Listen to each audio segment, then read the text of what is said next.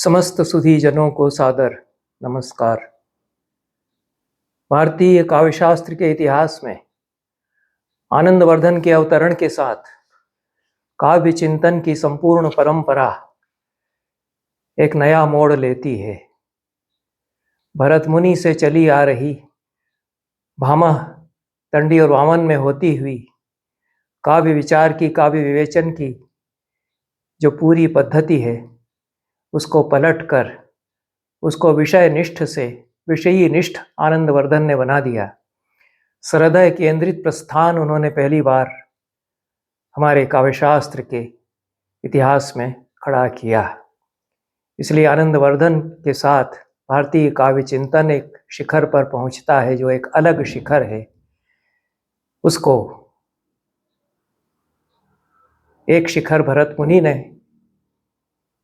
उसका एक शिखर भरत मुनि ने स्पर्श किया, अन्य उसके शिखरों पर दंडी, वामन, कुंतक आदि ने आरोहण किया, पर आनंदवर्धन ने काव्य चिंतन के जिस शिखर की ऊंचाइयों को नापा, वह अप्रतिम इस पूरे इतिहास में अभी तक था।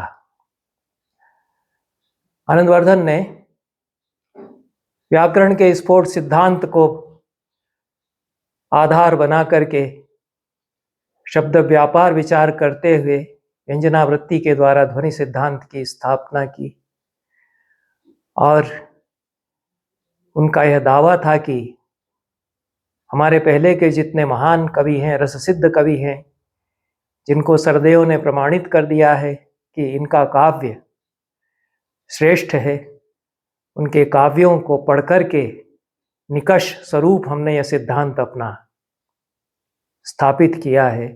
हम उसको कस चुके हैं इन महान कवियों के काव्यों पर।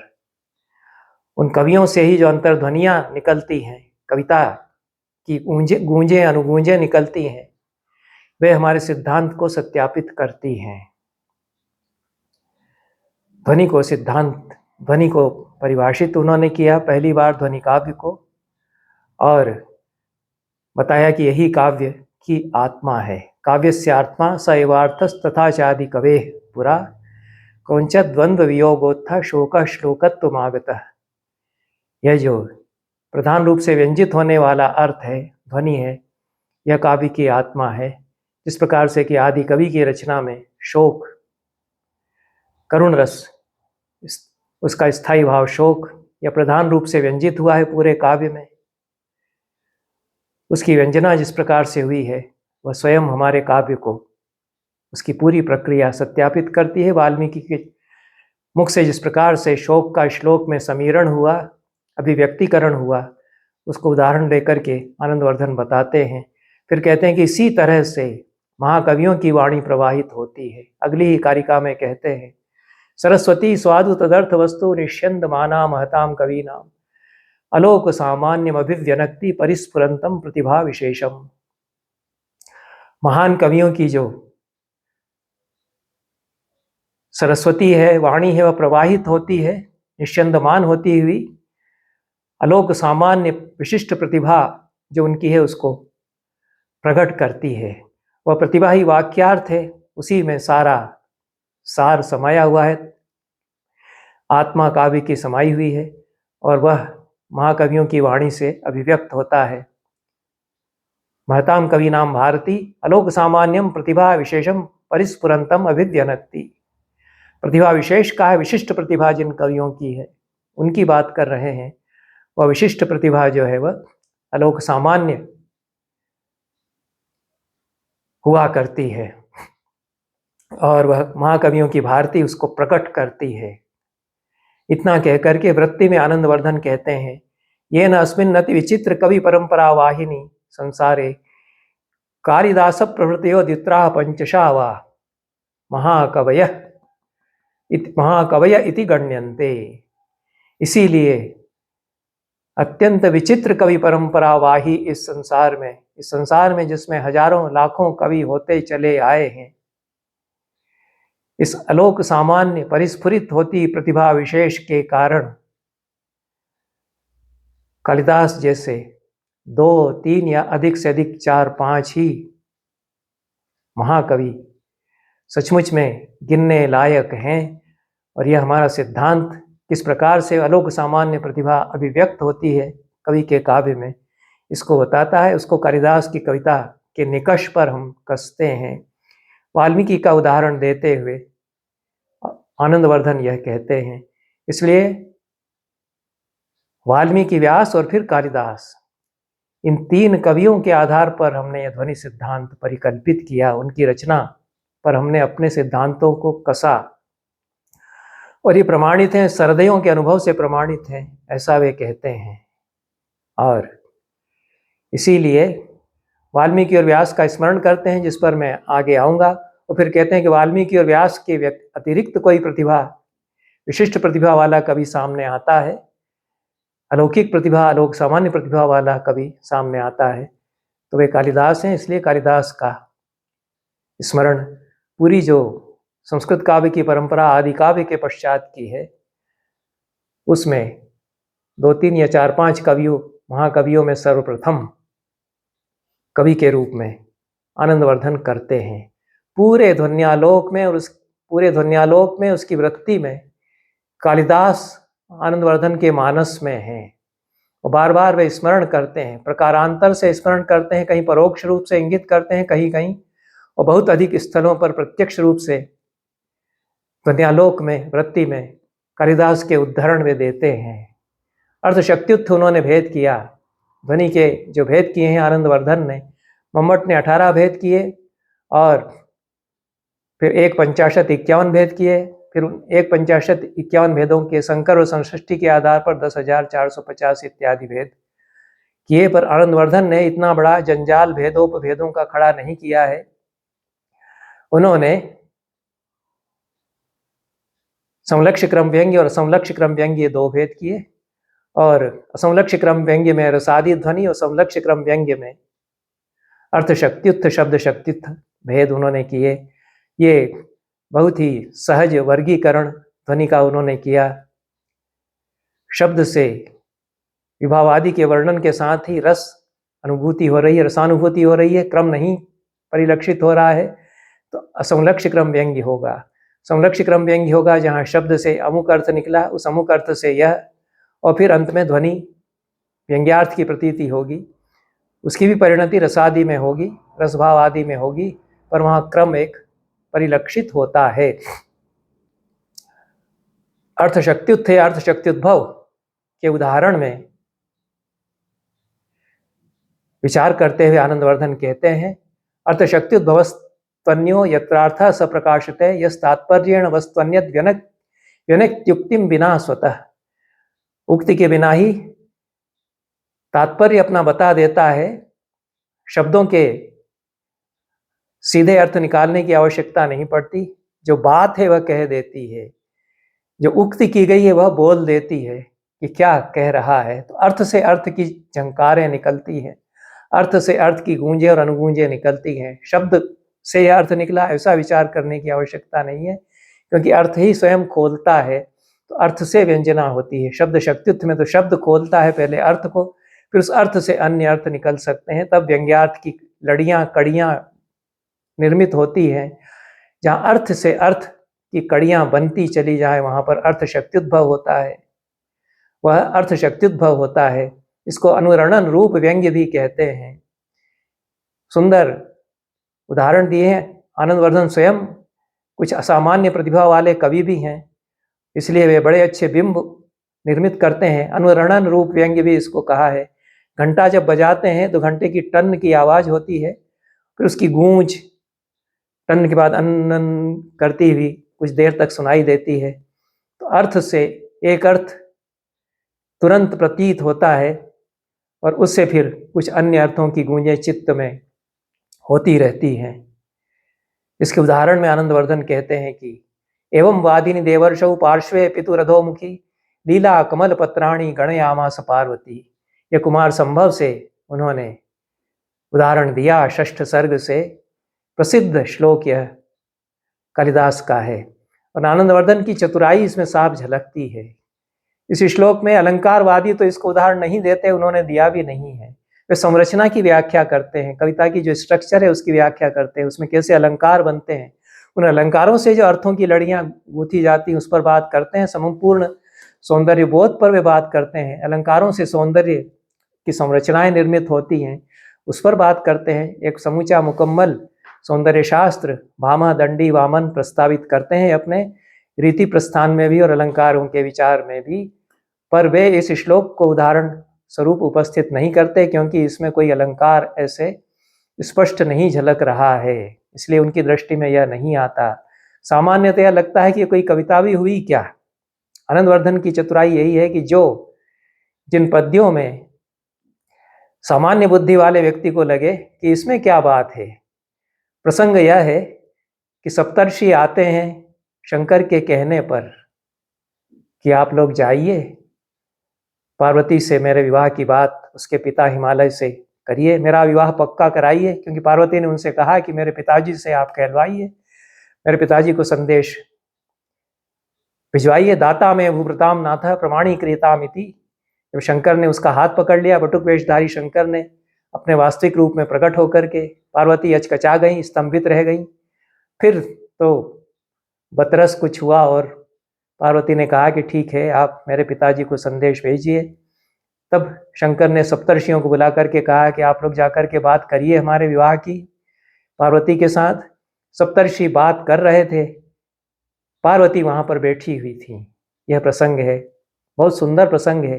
प्राचीन काल में कैसे विवाह तय होते थे, लड़की को छिपा करके नहीं रखा गया है कि उसके सामने कोई बात नहीं होगी, आपस में माता पिता, उनके माता पिता या उनके संदेश हारकों से बात करेंगे पहले और फिर लड़की जो है एक प्रदर्शनीय वस्तु की तरह दिखाई जाएगी। वो तो शंकर ने तो पार्वती को देख लिया, पार्वती ने शंकर को चुन लिया, कह दिया कि मेरे पिता को संदेश भेजो। ऐसा ही पहले होता था। सुवर्चला ने श्वेत केतु से कह दिया कि मेरे पिता से जाकर के बात करो, दोनों में बात हो गई। सावित्री ने सत्यवान को चुन लिया, माता पिता को जाकर बता दिया कि मैंने चुन लिया। ऐसी विचक्षण बुद्धिमती कन्याएं होती ही थी। माता पिता कह देते थे कि तुम स्वयं जाकर के चुनो। पार्वती ने शंकर का वरण किया, शंकर ने भी फिर पार्वती की आराधना से प्रसन्न होकर के स्वीकार किया, उसको अंगीकार किया। तब सप्तर्षियों को उन्होंने भेज दिया, सप्तर्षि गए हिमालय के पास। बातचीत वो कर रहे थे, पार्वती को हिमालय ने बुला करके बिठा लिया कि सुनो। बैठी हुई थी लेकिन क्योंकि उन्हीं के विवाह की बात हो रही थी इसलिए थोड़ा मुंह झुकाए हुए चुपचाप सुन रही थी। इतना ही प्रसंग है। सप्तर्षि बता रहे हैं कि शंकर कितने बड़े हैं, कितने महान हैं, उनके साथ विवाह की बात है। तो एवं वादिनी देवर्षौ, ये नारद को भेजा। तो नारद जब ऐसा ऐसा बता रहे हैं तो पार्श्वे पितुरधो मुखी, पार्श्व में बैठी हुई, बगल में बैठी हुई है, सिर झुकाए, और लीला कमल पत्राणी गणयामास पार्वती। लीला कमल पत्र, लीला कमल की पंखुड़ियां वह गिन रही थी। यह तो सामान्य बुद्धि से तो अर्थ ही नहीं लग पाएगा कि देवर्षि नारद उसके विवाह की बात कर रहे हैं, वो पार्श्व में सिर झुकाए बैठी है और लीला कमल की पंखुड़ियां गिन रही हैं, तो क्या मतलब निकला। लेकिन कालिदास की कविता है इसलिए लीला कमल की पंखुड़ियां सचमुच में नहीं गिन रही है। सारा ध्यान, आंखें और कान, मन, नारद जो कह रहे हैं शंकर के बारे में कि वो पति होंगे, उस पर लगा हुआ है।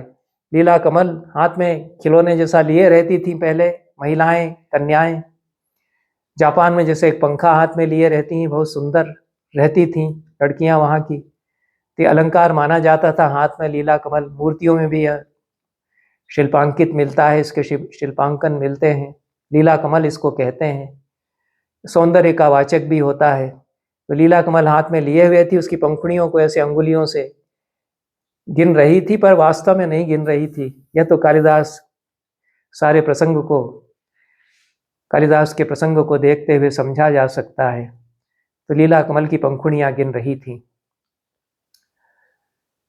यह श्लोक है। आनंदवर्धन इस पर मुग्ध हैं कि लीला कमल की पंखुड़ियां वह गिन रही थी। उससे यह अर्थ व्यंजित होता है कि वास्तव में नहीं गिन रही थी, सुनना, वास्तव में तो उसको सुनना था, कान तो उसके वहीं लगे हुए थे, हाथ अंगुलियां उसकी चल रही थी कि गिन रही है, ऐसा दिखा रही थी। तो गिनती करती हुई लग रही थी। इससे उसकी लज्जा भी व्यक्त होती है, इससे उसका ध्यान कहाँ है यह भी व्यक्त होता है, उससे उसका मन तो शंकर में ही रमा हुआ है, लगा हुआ है, यह भी व्यक्त होता है। उससे आगे चल करके शिव और पार्वती का विवाह होने वाला है, उनका दाम्पत्य कैसा होगा, कैसा उनका अनुराग होगा, यह सब अर्थ की कड़ियाँ एक के बाद एक वह पंखुड़ियाँ गिन रही थी ऐसा कहने से व्यक्त होती हैं। अर्थ से अर्थ की कड़ियाँ जुड़ती जाती हैं, अर्थ शक्त्युत्थ का यह उदाहरण बनता चला जाता है। आनंदवर्धन ने इस श्लोक पर इतने मुग्ध हैं आनंदवर्धन की 4 बार उन्होंने ध्वन्यालोक की वृत्ति में इसका स्मरण किया है। वे आगे चल करके तृतीय उद्योत में, चतुर्थ उद्योत में भी इसको स्मरण करते हैं। ध्वनि के भेदों में अनुग्राही अनुग्राहक भाव बताने के लिए इसका स्मरण करते हैं। वे कहते हैं कि अनुरणन रूप व्यंग्य तो यहाँ है, झनकार होती है एक के बाद एक, गूंज की अनुगूंज होती है, कड़ियाँ जुड़ती हैं। अनुरणन रूप व्यंग्य जो है वह असंलक्ष्य क्रम व्यंग्य को अनुग्रहित करता है। जो रसादित ध्वनि फिर बन रही है उसको ये अनुरणन रूप व्यंग्य या समलक्ष्य क्रम व्यंग्य ध्वनि ने अनुग्रहित कर दिया है, तो ध्वनि के भेदों में प्रभेदों में परस्पर अनुग्राही अनुग्राहक भाव हो जाता है। इसको बताने के लिए भी एवं वादिनी देवर्षौ इस श्लोक का उदाहरण तृतीय उद्योत के 43वें कारिका की वृत्ति में उन्होंने दिया है। और आगे जाकर के फिर चतुर्थ उद्योत में चौथी कारिका में जो उन्होंने कहा है, दृष्टपूर्वायपि यर्था काव्ये रस परिग्रहात् सर्वे नव नवा भांति मधुमास इव द्रुमाः। पहले के जितने वर्णित पदार्थ हैं, पहले जो प्रसंग वर्णित हैं, पहले जो बातें कही गई हैं, उनमें भी यदि रसभाव जुड़ गया है तो नए नए से दिखते हैं। जैसे कि चैत के महीने में हर बार आम की मंजरियां नई लगती हैं, हर बार जो फूल खिलते हैं वसंत में वो हर बार नए लगते हैं, देखने वाले को तो नए लगते ही हैं, वे बासी नहीं होते। कविता कभी चुकने को नहीं आती है, कविता बासी नहीं होती। वही प्रसंग जो है कवि की वाणी के विषय बनकर के रसभाव से जुड़ कर के और एकदम तरोताजा लगने लगते हैं। इसको बताने के लिए भी फिर से इसी श्लोक का उदाहरण देते हैं कि लीला कमल का वर्णन अनेक कवियों ने किया, पर जिस प्रसंग में कालिदास ने इस लीला कमल गिन रही थी ऐसा कह दिया है। लीला कमल की पंखुड़ियां गिनती हुई नायिकाओं के वर्णन हुए होंगे, लेकिन यहाँ तो जो प्रसंग है शंकर पार्वती के अनुराग का, उससे जुड़ करके यह लीला कमल के गिनने का जो बिंब है यह नया हो गया। यह जो प्रसंग है यह भी नया नया सा लगता है। ऐसा इस प्रकार से और लीला कमल पत्र की गणना जो ध्वनि की प्रक्रिया है उसके अनुसार लीला कमल गिनने में अभिप्राय नहीं है, उपसर्जनीकृत होता है। या फिर बताते हैं आनंदवर्धन, तो यत्रार्थ शब्दो वा तमर्थम उपसर्जनीकृत स्वार्थो व्यंगतः काव्य विशेष सध्वनि रीति सूरी भी कथिता। यह जो 13वीं कारिका में ध्वनि का लक्षण प्रथम उद्योत में किया है, तो शब्द और उसका जो सीधे सीधे वाच्यार्थ निकला वे उपसर्जनीभूत होते हैं, गौण हो जाते हैं, अन्य अर्थ को बताते हैं। तो आनंदवर्धन फिर कहते हैं कि लीला कमल की पंखुड़ियां गिन रही थी, यह जो बात शब्दों से सीधे सीधे कही गई है यह तो उपसर्जनीभूत या गौण हो जाती है, इसमें अभिप्राय है ही नहीं। पार्वती के मन की तहों में झांकते हैं कालिदास, उसमें अभिप्राय है। तो यह इस प्रकार से इस श्लोक का स्मरण बार बार आनंदवर्धन कहते हैं। और फिर कहते हैं कि असंलक्ष्य क्रम व्यंग्य ध्वनि का ही विषय बने सदैव रस व्यभिचारी भाव आदि पर्यंत में व्यभिचारी भाव या रस समलक्ष्य क्रम व्यंग्य ध्वनि से भी आएंगे। असमलक्ष्य क्रम व्यंग्य ध्वनि से ही आते हों। असमलक्ष्य क्रम व्यंग्य में तो रसादि ध्वनि उसका नाम ही है, नवों रस उनके स्थायी भाव उस ध्वनि में रहते हैं, रस तो उसका प्राण है ही। पर जो समलक्ष्य क्रम व्यंग्य ध्वनि है जिसमें कि अभिधामूल लक्षणामूल भेद किए गए, उसमें भी पर्यंत में साक्षात शब्द से निवेदित होने वाले प्रसंगों से अंततः रसादि की व्यंजना होती है।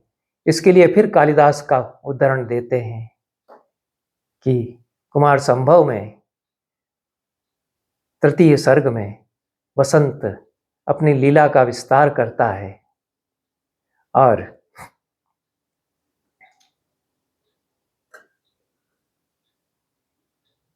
वसंत ऋतु समस्त संसार में ऐसी फैली हुई है और सारी प्रकृति रंग गई है, श्रृंगार के रंग में रंग गई है। शंकर तपस्या में लीन है, उनको तो कोई भान नहीं है। उसी समय पार्वती आती है। इसमें जो वर्णन किया है कि वसंत की लीला का विस्तार करते हुए अपने आप पर बहुत आत्मविश्वास में भरा हुआ मुग्ध हुआ कामदेव शंकर के कैलाश पर्वत के उनके समाधि के स्थल के पास पहुंचता है तो उसका साहस टूट जाता है, छूट जाता है, हक्का बक्का रह जाता है। कब उसके हाथ से, कांपते हुए उसके हाथ से धनुष गिर गया पता ही नहीं चलता है। सस्तम शरम चापमपि स्वहस्तात् ना लक्ष्यत, ऐसा कालिदास वहां पर कहते हैं। हिम्मत टूट गई उसकी, कुछ समझ में नहीं आया कि क्या करूं, इनके सामने मेरा कैसे बस चलता है।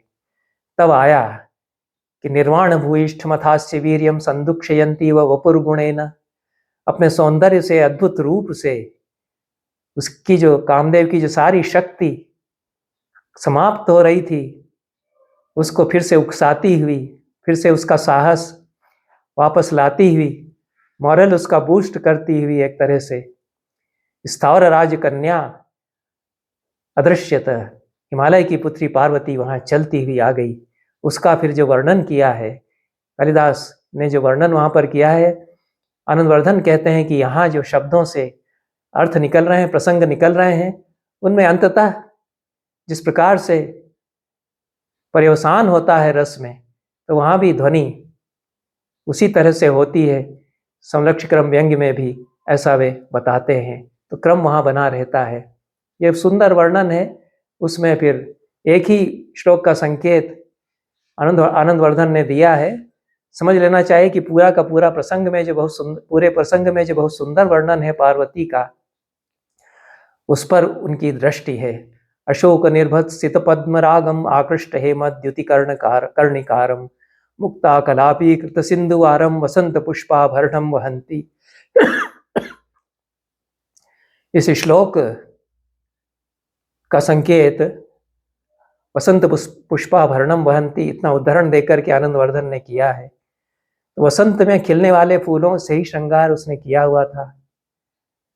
अशोक से, कर्णिकार से, सिंधुवार से, आवर्जिता किंच दिवस्तनाभ्याम वासो वसाना तरुणार्क रागम, तरुण अर्क के रंग वाले वस्त्र को धारण किए हुए, कुछ झुकी झुकी हुई और पर्याप्त पुष्पस्तबकाव नम्रा संचारिणी पल्लविनी लतेव, खूब फूलों से लदी हुई लता की तरह, झुकी झुकी सी लता की तरह, वो ऐसी लता जो कि चलती फिरती हो, लता फूलों से लदी हुई जैसे चलने फिरने लग गई हो, ऐसी लता की तरह वह थी। केसर की कांची को पहने हुए, बार बार उसको ऊपर खींचती हुई, यह सब संकेत करते हुए आनंदवर्धन कहते हैं कि यहाँ पर शब्द व्यापार की सहायता से एक अन्य अर्थ दूसरे अर्थ को बताता है। वहाँ पर भी ध्वनि का विषय होता है। और लीला कमल का ही एक और उदाहरण इस प्रसंग में तुलना के लिए उद्धृत करते हैं। कालिदास तो उनके मानस में है ही, वहां पर भी लीला कमल की पंखुड़ियां उसने समेट ली, सिकोड़ ली, ऐसा उदाहरण एक उन्होंने दिया है। तो वही प्रसंग फिर नया हो जाता है जो कालिदास ने उठाया, इसका उदाहरण वे देते हैं। फिर कहते हैं, प्रश्न उठाते हैं कि जहां अचेतन का वर्णन है, नदी का, पर्वत का, और वही वस्तुवृत्त वाक्यार्थीभूत है, उसी का वर्णन है, पूरा प्रसंग उसी में है, और उसके साथ यदि चेतन का वृत्तांत जुड़ा हुआ है तो वहां पर तो रसवद अलंकार मानना चाहिए, क्योंकि जहां जहां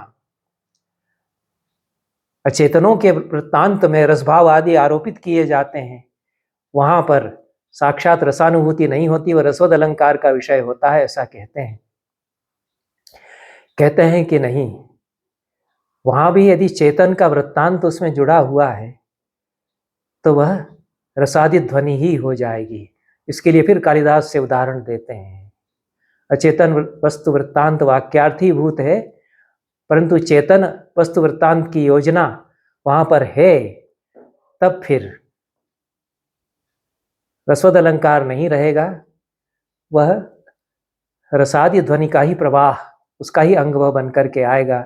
अचेतन का भी वर्णन जो किया गया है, विक्रमोर्वशीयम का उदाहरण देते हैं। बावला हो गया है पुरूरवा उर्वशी को ढूंढते ढूंढते, सारे जंगल में पूछता फिरता है कहाँ हो उर्वशी, नदियों को देखता है, पर्वतों से पूछता है, उसमें नदी को देखते हुए कहता है, तरंग भ्रूभंगा क्षुभित वेग श्रेणी रशना विकर्षन्ति फेनम वसनमिव संरम्भ शिथिलम यथा विद्धम याति स्खलितमभिसंधाय बहुशो नदी रूपेणेयम ध्रुवमसहना सा परिणता। तरंगे ही उसकी भौहों की भंगिमा है, और जो पक्षियों की कतार उस पर तैर रही है, हंसों की, बगुलों की, वह उसकी झूलती हुई करधनी है, और फेन की जो पंक्तियां बनी हुई हैं वह उसका दुकूल है, जिसको कि खींच रही है नदी नायिका। ऐसी लड़खड़ाती हुई नदी है जो चल रही है। मुझे लगा कि उर्वशी ही नदी के रूप में तो नहीं परिणत हो गई है, वो मायावी नहीं है उर्वशी, अपने आप को उसने इस चल करती, कल करती, लड़खड़ा कर चलती नदी के रूप में तो नहीं परिणत कर दिया है। ऐसी उसकी छवि, उसकी छाया मुझे इसमें दिखाई दे रही है, तरंगों की भौहों के भंगों में, पक्षियों की कतारों में, उसकी झूलती हुई करधनी, और जो फैन का पुंज है उसमें उसका दुकूल जो उसको खींच रही है तरंगों के हाथों से, लड़खड़ाती हुई चलती हुई उर्वशी मुझे दिख रही है, ऐसा। तो इसमें अचेतन नदी का वृत्तांत है, पर इससे जुड़ा हुआ है चेतन का वृत्तांत, क्योंकि विरह का प्रसंग है, पुरूरवा कह रहा है, इसलिए ये सारी विरही की उक्ति जो है उस पूरे रसादि के प्रसंग में होकर के परिणत होती है रसभावादि के तात्पर्य में। फिर कालिदास का एक और वहीं से उदाहरण प्रस्तुत करते हैं। कालिदास पर इस तरह से रीझे हुए हैं कि अपने हरेक कोटि के विवेचन में कालिदास उनके मानस में रहते हैं, आनंदवर्धन के। तो यह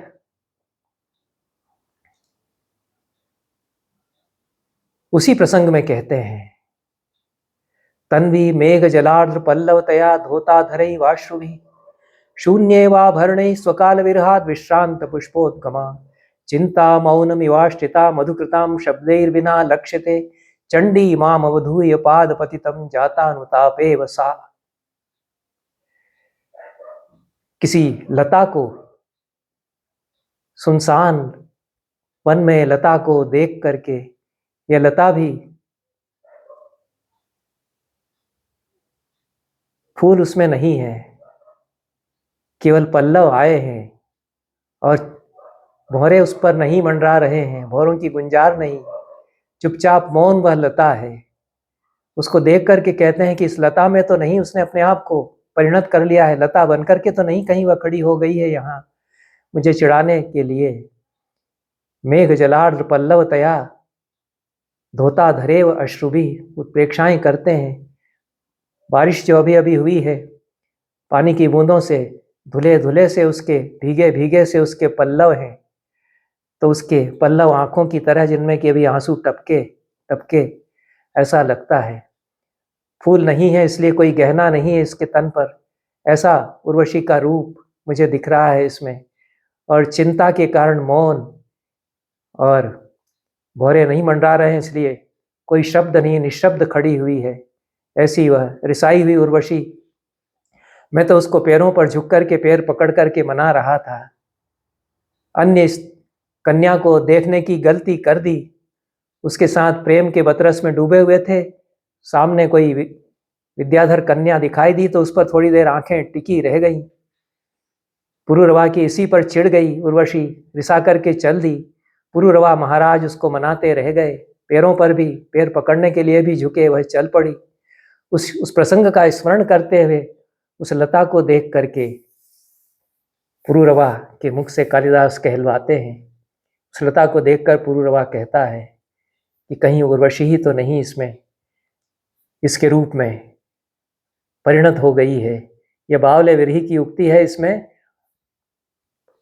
शब्दों से, शब्द व्यापार से तो केवल लता का ही वर्णन है, सुंदर उत्प्रेक्षाओं में, कल्पनाओं के द्वारा। और पूरा वृत्तांत चूंकि विरह वेदना में पर्यवसित होता है, इसलिए विप्रलंब श्रृंगार में ही पर्यवसान होगा इन सारे वर्णनों का। यह आनंदवर्धन के कहने का आशय है। इसलिए कालिदास रस सिद्ध कवि हैं। जहाँ जहाँ वे अचेतनों का वर्णन करते हैं, उनको भी वे मनुष्य से जोड़ते हैं। मनुष्य अकेला नहीं है, पूरी प्रकृति में है। पूरी प्रकृति सजीव हो उठी है मनुष्य के अनुभव प्रकृति में, प्रकृति का अनुभव मनुष्य के साथ। यह जो चित्रण करते हैं तो उसमें केवल अलंकार नहीं रह जाता है, आलंकारिक ये वर्णन नहीं रह जाते हैं कि अचेतन का चेतन की तरह से वर्णन कर दिया है। अन्य कवियों में जहाँ मुक्तक हैं वहाँ प्रकृति के वर्णन होंगे। सुमित्रानंदन पंत के काव्य में वहाँ अचेतन का चेतन के रूप में वर्णन नदियों का, लताओं का कोई कवि कर सकता है, जैसा कि छायावादी करते हैं। तो वहाँ रस प्रवाह वैसा नहीं बनेगा, क्योंकि मनुष्य का जो संपूर्ण जीवन है वह नहीं जुड़ा है। यहाँ तो मनुष्य का जो संपूर्ण जीवन है उसके साथ प्रकृति जुड़ गई है, इसलिए प्रकृति वर्णन अलंकार नहीं बना, केवल अलंकार नहीं है। यह आनंदवर्धन के कहने का आशय है यहाँ पर, जिसको मानवीकरण कहते हैं। आधुनिक समीक्षा की शब्दावली में अचेतनानपि चेतनवत चेतना न चेतनवत व्यवहार यति कभी काव्य यथेच्छम स्वतंत्रतया, यह भी आनंदवर्धन ने अपनी एक कारिका में कहा है। तो कवि जो है उसका स्वातंत्र्य है, अपार काव्य संसार में वह प्रजापति है। अचेतन को चेतन और चेतन को अचेतन वह बना सकता है। जो चेतन मनुष्य है उसको अचेतन की तरह चित्रित करे। अचेतन जो पदार्थ हैं, पहाड़, नदियाँ, पेड़, लताएं, उनको चेतन की तरह चित्रित करे। लेकिन केवल उन्हीं के वर्णन तक वह पर्यवसित हो जाएगा तब तो रसवद अलंकार होगा।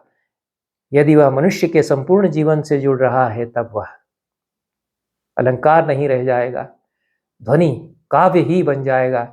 कालिदास को ले लेकर चूंकि सिद्ध करना है कि हमारा जो ध्वनि काव्य का मानक है वह एक खरा मानक है, इसलिए आगे चल कर के फिर बार बार कालिदास को स्मरण करते हैं। यहाँ पर आगे जो है उपोड़ रागेण विलोल तारकम, उपोड़ रागेण विलोल तारकम तथा गृहीतम शशिना निशामुखम यथा समस्तम तिमिरांशुकम तया पुरोपि रागाद गलितम न लक्षितम।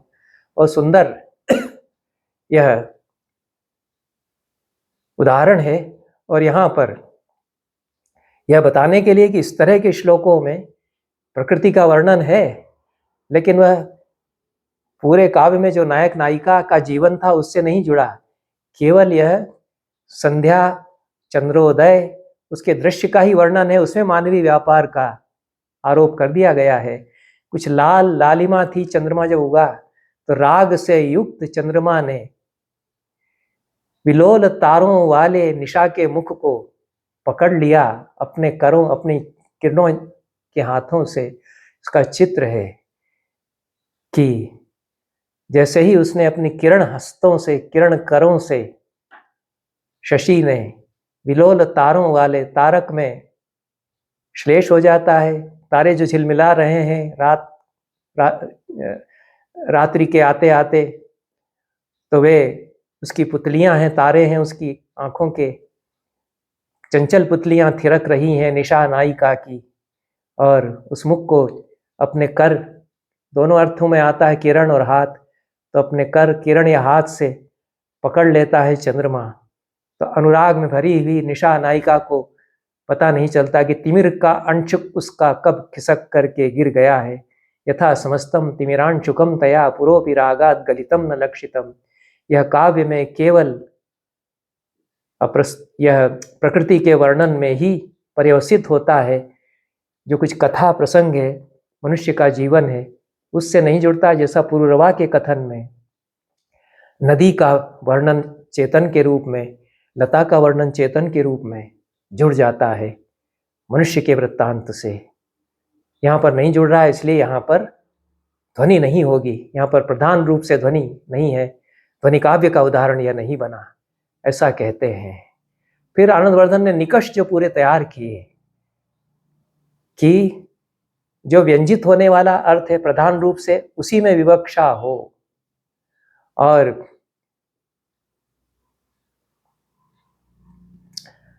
अलंकार जो है वह अंग ही बन करके आए, अंगी न बने, वे प्रधान न हो जाएं। जो कुछ कहने का चमत्कार है, कहने में वक्रताएं हैं, वे हावी न हो। जो व्यंजित होने वाले हैं रसभाव, उन्हीं में तात्पर्य हो। जो उक्तियां हैं वे उन्हीं को व्यंजित करके और निवृत्त हो जाए, उपसर्जन उनका हो जाए, गौण में हो जाए। ये पैमाना वे देते हैं अलंकारों के साथ ध्वनि कैसे आएगी। तो कहते हैं उपमा रूपक सारे अलंकार रहें, हम कहाँ मना कर रहे हैं, वे तो आते रहें, लेकिन वे अंगी न हो। ध्वनि काव्य के लिए यह शर्त हमारी है। विवक्षा तत्परत्वेन नांगित्वेन कदाचन काले च ग्रहण त्यागो। अलंकारों की यदि लड़ी बनती चली जा रही है तो कई बार कवि को मोह होता है कि मैं एक के बाद एक इसमें गूंथता चला जाऊं, जैसा कि बाणभट्ट करते हैं। परिसंख्या अलंकार की पूरे 1-2 पेज तक वे लड़ियां गूंथते चले जाते हैं, श्लेष की लड़ियां गूंथते चले जाते हैं। तो उन्हीं पर ध्यान जाता है, उनके चमत्कार पर ध्यान जाता है। भाषा का सौष्ठव, भाषा का चमत्कार और शब्दों से जो बाजीगरी है उस पर ध्यान ज्यादा जाता है। आनंदवर्धन का जो निकष है उसके अनुसार कहाँ तोड़ देना है। तो कालिदास की खूबी यह है कि कहाँ पर उसको तोड़ना और कहाँ पर छोड़ देना है। जो लड़ियां बनती चली जा रही हैं, ये कल्पना में कवि को जो रमने लगता है तो उसको बड़ा प्रलोभन होता है कि एक के बाद एक में ऐसे लड़ियां गूंथता चला जाऊं। जो काव्य रचना प्रक्रिया है उसमें आने वाले कवियों के लिए भी आनंदवर्धन एक तरह से आचार्य के रूप में दिशा निर्देश कर रहे हैं। तो समय पर ग्रहण और समय पर त्याग, जहाँ अलंकार उस ध्वनित होने वाले अर्थ को, काव्यार्थ को परिपुष्ट करे, वहां तो उसको ले लिया जाए, उसकी लड़ियां बनने लगे तो तोड़ दिया जाए। इसके उदाहरण में कैसे ध्यान रखता है जागरूक कवि, इसके उदाहरण में फिर मेघदूत का यह उदाहरण देते हैं। यक्ष बावला विरही, वह उसी तरह से पूरे वन में नायिका यक्षिणी की छायाएं देख रहा है। श्यामा स्वंगम चकित हरिणी प्रेक्षणे दृष्टिपातम गंडच्छायां शशिनि शिखिनां बरभारे शुकेशान उत्पश्यामि प्रतनुषु नदी वीचिषु भ्रूविलासान् हन्तैकस्मिन् क्वचिदपि न ते चंडी सादृश्यमस्ति। श्यामाओं में तुम्हारे, श्यामा जो लताएं हैं उनमें तुम्हारी देह लता को मैं देखता हूँ। चकित होकर के जो हरिणियां, डरी हुई हरिणियां जो निहारती हैं एकदम से, उनकी आंखों के, उनकी चितवन में मैं तुम्हारी कटाक्ष को देखता हूँ। तुम्हारे कपोलों की छाया को मैं उगते हुए चंद्रमा में देखता हूँ। तुम्हारे केश कलाप को, तुम्हारी घुंघराली लटों को मैं मयूर के पंखों में देखता हूँ। और नदियों की लहरों की भंगिमाओं में, लहरों के आवर्त विवर्त में तुम्हारी बोहों के थिरकने को मैं देखता हूँ। पर कहीं समूची की समूची तुम नहीं मुझे दिखाई देती हो। हंतई कस्मिन क्वचिदपि न ते चंडी सादृश्य मस्ती। एक एक शब्द बहुत प्रतिभा विशेष, अलोक सामान्य प्रतिभा विशेष से युक्त कवि का इसमें हमको दिखाई पड़ता है। इसीलिए आनंदवर्धन इसको उद्धृत करते हैं। आनंदवर्धन में और उनके अनुयायियों में यही अंतर है, मम्मट में और उनमें यही अंतर है कि उनको नहीं सूझते हैं ये सारे उदाहरण ध्वनि का विवेचन करते हुए। कहाँ से ऐसे ऐसे उदाहरण लेकर के आते हैं जिन पर शंका होती कि ये इसमें कहाँ क्या सौंदर्य इनमें। कालिदास का उदाहरण देंगे मध्यम काव्य में जाकर के, जिसमें कि अपार सौंदर्य की छटाएं, अर्थ की छायाएं रसभाव की बन रही है। पर वो मम्मट की बात यहाँ नहीं करना है।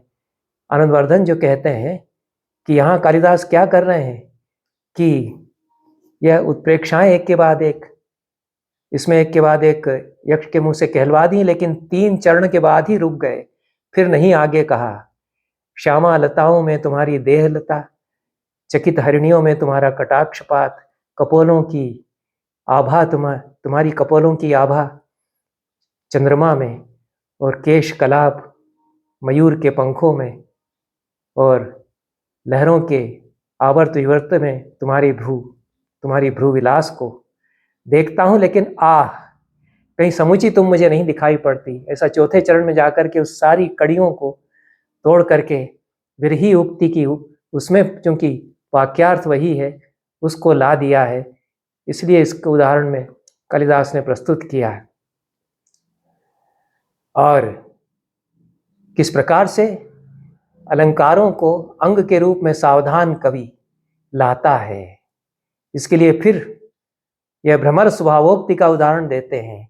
भ्रमर का वर्णन बहुत सुंदर अभिज्ञान शाकुंतल के पहले अंक में दुष्यंत के मुख से कराया, और यहाँ पर भी अचेतन के सारे वृत्तांत का आरोप भौरे के ऊपर कर दिया है। लेकिन वह भौरा तो रसिक का प्रतीक हो गया है, जिससे ईर्ष्या कालिदास का दुष्यंत कर रहा है। तो चलापांगाम दृष्टिम स्पृशसि बहुशो वे पथुमतीम रहस्याख्यायी व सुनसि मृदु कर्णान्तिकचरः करौ व्याधुन्वत्याः पिबसि रति सर्वस्वमधुरं वयं तत्त्वान्वेषान् मधुकरहतास्त्वं खलु कृति। कटाक्ष चितवन चंचल हैं, जिसमें ऐसी दृष्टि वाली शकुंतला को बार बार तुम छू जाते हो, उसके ऊपर मंडराते हुए, उसके कानों के पास जाकर के गुंजन करते हो, जैसे कि कुछ कुछ रहस्य की बात उसके कानों में कहने को जा रहे हो। वह दूर हट रही है, तुम उसको बार बार छूने को पहुंचते हो, वह तुमको हाथ झटक करके परे हटा रही है, तुम उसके अधरों तक पहुंच जाते हो। तो तुम कृति हो, तुम ही सचमुच में बड़े धन्य हो, कृतकृत्य हुए तुम। हम जो कुछ करना चाहते थे वह सब तुमने कर लिया है भ्रमर, ऐसा कहते हैं।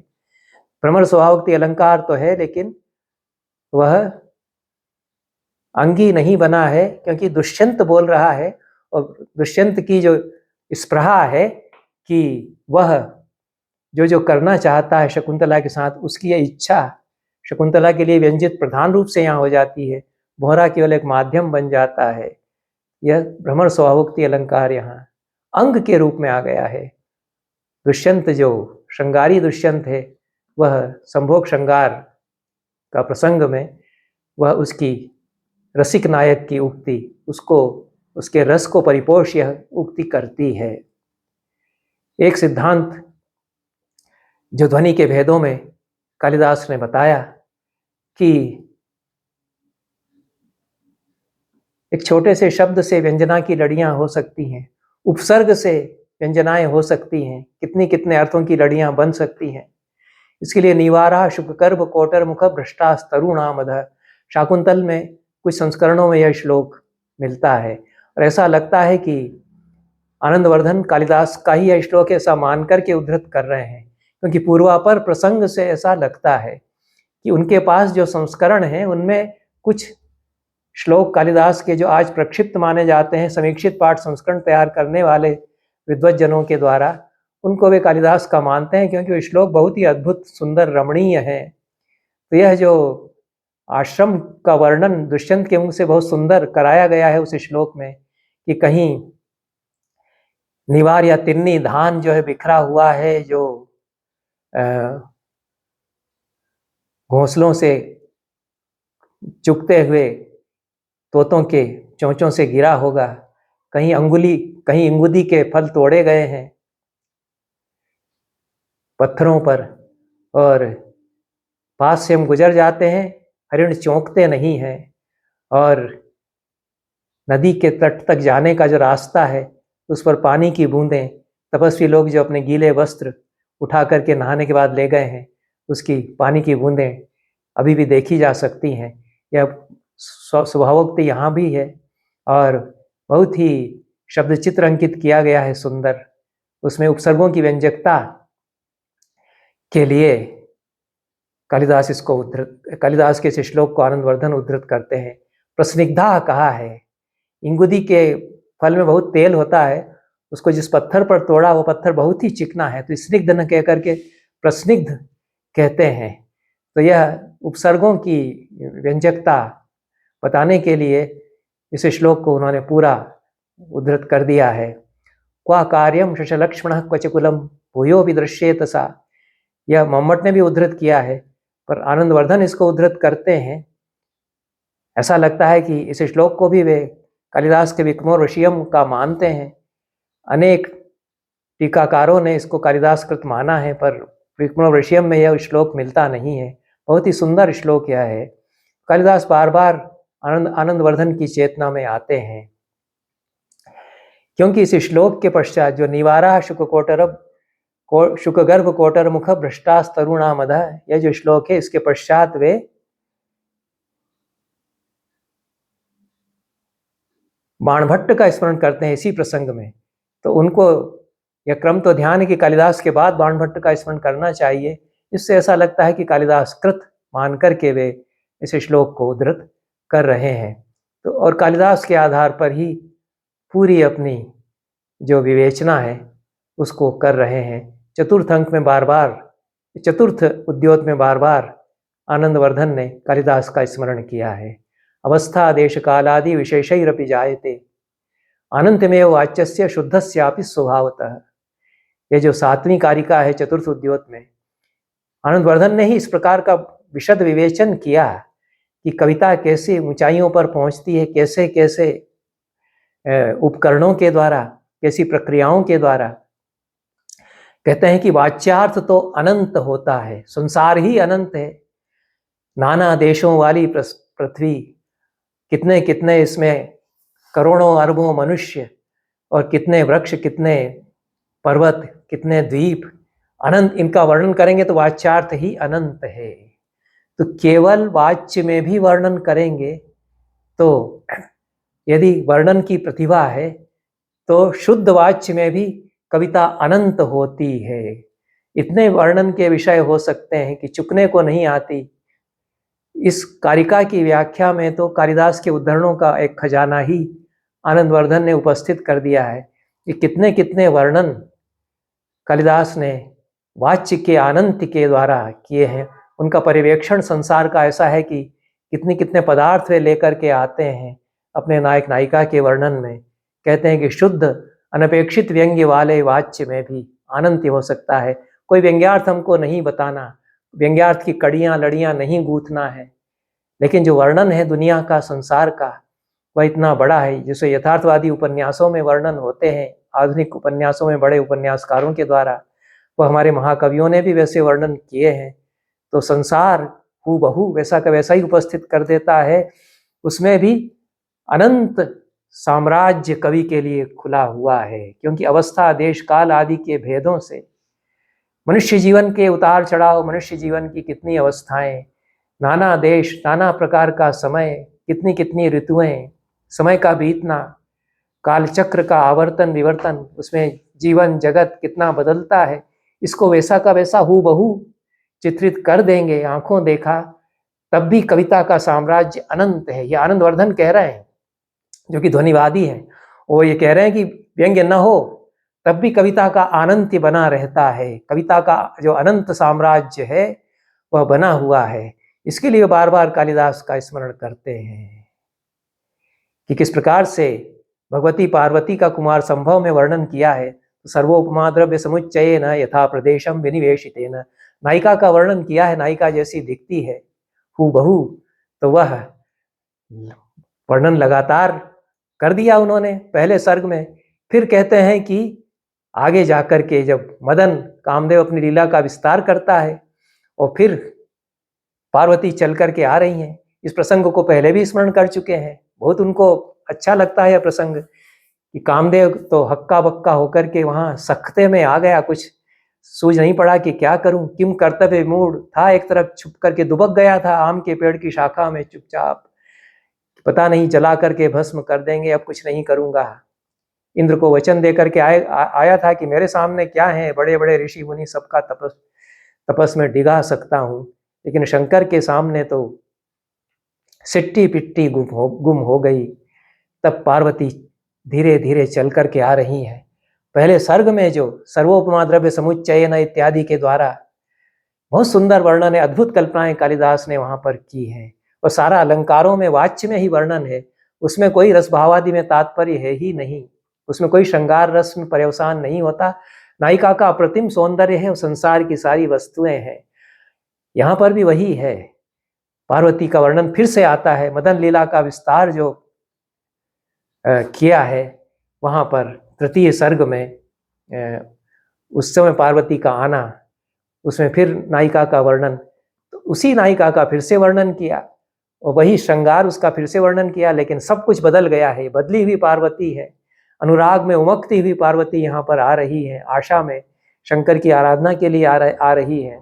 तो देश काल अवस्था के भेद से वही नायिका का वर्णन उन्हीं चीज़ों से किया गया है, वही फूल है, वही श्रृंगार है, वही उसी तरह से आ रही है, लेकिन सब कुछ बदल जाता है, ये नया हो जाता है। अवस्था देश काल आदि के भेद से वाच्यार्थ भी कितने कितने शेड्स, कितनी कितनी विच्छित्तियां ले लेते हैं बताने के लिए। ये पूरा प्रसंग आनंदवर्धन के मन में है। और फिर कहते हैं कि 7वें सर्ग में विवाह हो रहा है, तो वहां भी तो फिर पार्वती का वर्णन, वहां नववधू के रूप में वर्णन है। तो वही लड़की है, वही नायिका है, वह वर्णन इतने सुंदर उसके किए हैं और सब में नवीनता आ गई है। एक ही विषय है पार्वती, 3 बार उसके सौंदर्य का वर्णन बहुत विस्तार से किया, सभी में अनूठा है, कालिदास का कोई जोड़ ही नहीं है। तीनों बार जो उन्होंने पार्वती के रूप का वर्णन किया है, पहले सर्ग में कैसे यौवन आ रहा था उसकी काया में, उसके बाद तीसरे सर्ग में जब वह मदन लीला के विस्तार के पश्चात और कामदेव की हक्के बक्के होकर के रह जाने के बाद चल करके आती है वहां पर, और यहाँ 7वें सर्ग में नववधू के रूप में श्रृंगार उसका। कहते हैं कि हर बार एकदम तरोताजा सब कुछ लगने लगता है।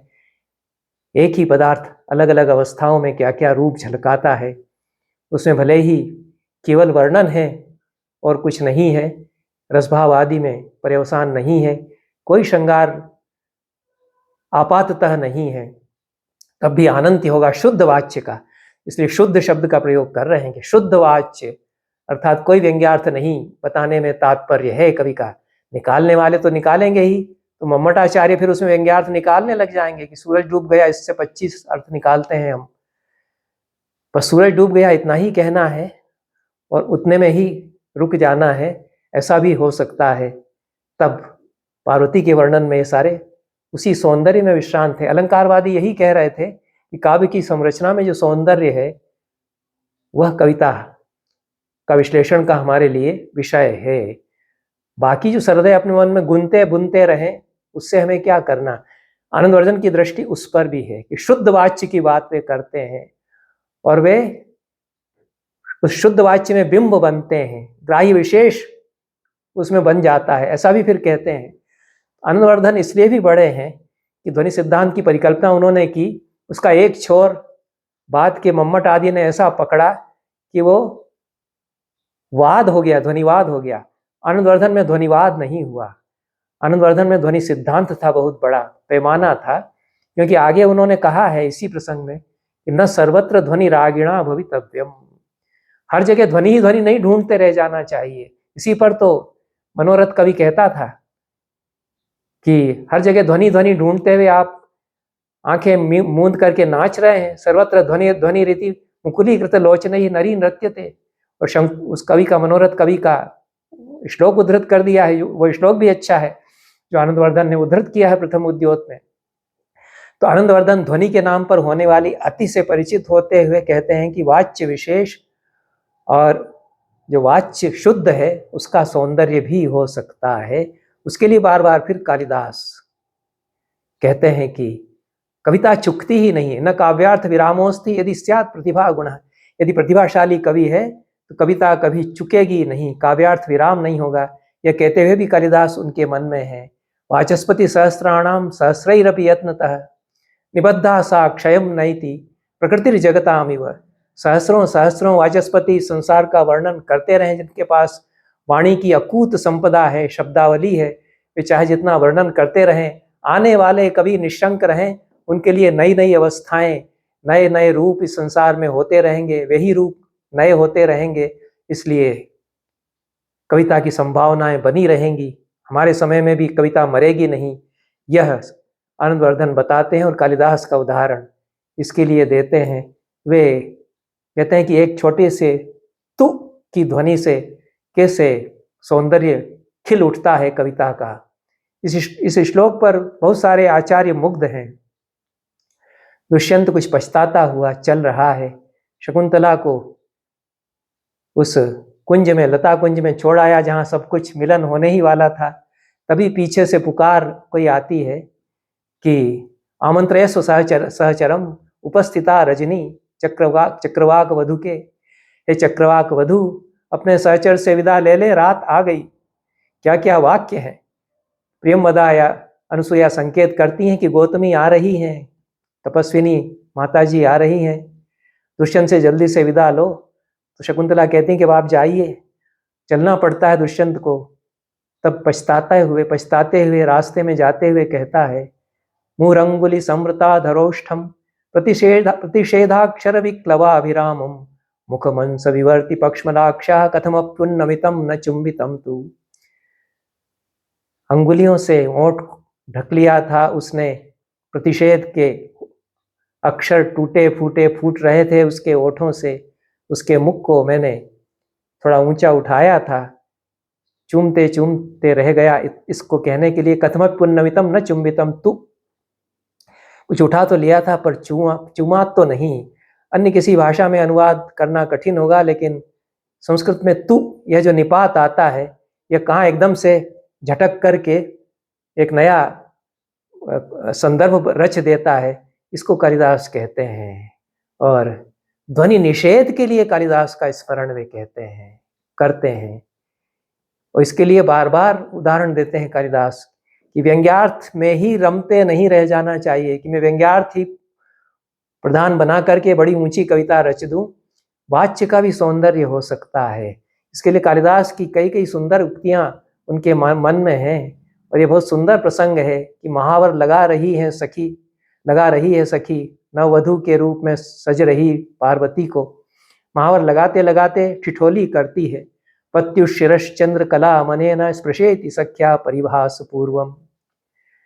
पैरों में महावर लगाते हुए सखी कह रही कि इस चरण से, महावर लगे इस पैर से, पति के मस्तक पर जो चंद्र कला है उसको तुम छूना, इसको स्पर्श करना। इसमें तो अच्छी ठिठोली की है, क्योंकि रूठी हुई नायिका को मनाने के लिए नायक उसके पैरों पर माथा टिका देता है। यह उपाय भरत मुनि ने बताया है। कालिदास ने तो उसको तीनों ही नाटकों में निभा ही दिया है कि तीनों ही नाटकों में नायिका को मनाने के लिए उसके पैरों पर झुकते हैं नायक। तो हंसी में कहती है सखी, शिव तो आराध्य हैं, लेकिन ठिठोली तो हमारे आराध्य से हम खूब करते हैं, हंसी मजाक हमारे देवताओं से हम करते हैं। यहाँ देवताओं का वैसा आतंक नहीं है जैसा यूरोप की परंपरा में रहा होगा।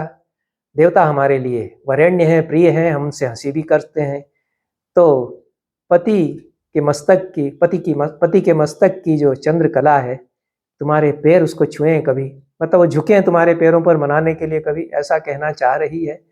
लेकिन यहाँ जो सौंदर्य है वो वाच्य ठिठोली में जो बात कही गई है कि इससे पति के मस्तक की चंद्रकला को तुम अब इस पैर से कभी छूना, महावर लगाते हुए कह देती है परिहास से।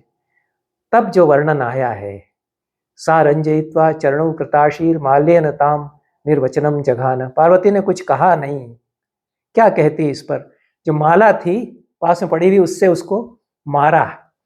इसी में सब कह दिया है, इसी का सौंदर्य है। क्या कहना चाहती थी पार्वती कि क्यों ऐसा कह रही हो, मैंने तो उनकी आराधना करके उनको पाया, ऐसा तुम क्यों कह रही हो, क्या यह कहना चाहती थी, या खुश हो गई थी कि अच्छा कहा तुमने। कुछ नहीं कह सकते आप। ये जो इसका अनिर्वाच्य है, वाच्य में जो व्यंग्य अकूत रह गया है, उसी में सारा सौंदर्य है। इसको आनंदवर्धन ने पकड़ा है, मम्मट नहीं पकड़ पाए। इस पर मैं बात करूंगा कि कैसे चूक गए हैं, लेकिन आनंदवर्धन पकड़ लेते हैं कि वाच्य विशेष जो है कहाँ किस प्रकार से अपने आप में सौंदर्य होता है। वहां पर आनंदवर्धन कहते हैं कि वाच्य का गुणी भाव ही अच्छा है, उसको व्यंग्य नहीं बनाया महाकवि ने, वह अच्छा है। इस प्रकार से बार बार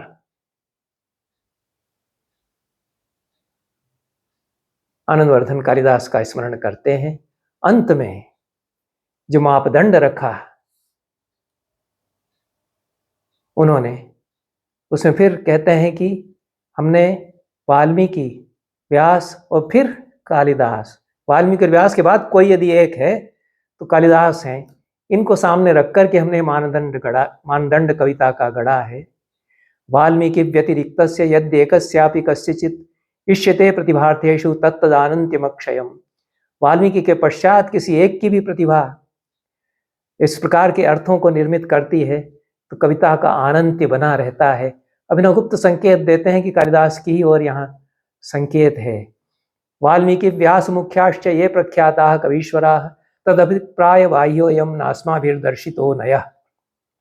यह तीसरे उद्योत की 40वीं कारिका और वाल्मीकि व्यतिरिक्तस्य यद्येकस्यापि कस्यचित् यह चौथे उद्योत की 23वीं कारिका। इन दोनों में वाल्मीकि के बाद और व्यास के बाद जो भी प्रख्यात कवीश्वर है उससे आशय कालिदास से सबसे पहले आनंदवर्धन का है। इन शब्दों के साथ इस विवेचन को यहीं समाप्त करते हैं। सभी को बहुत बहुत धन्यवाद।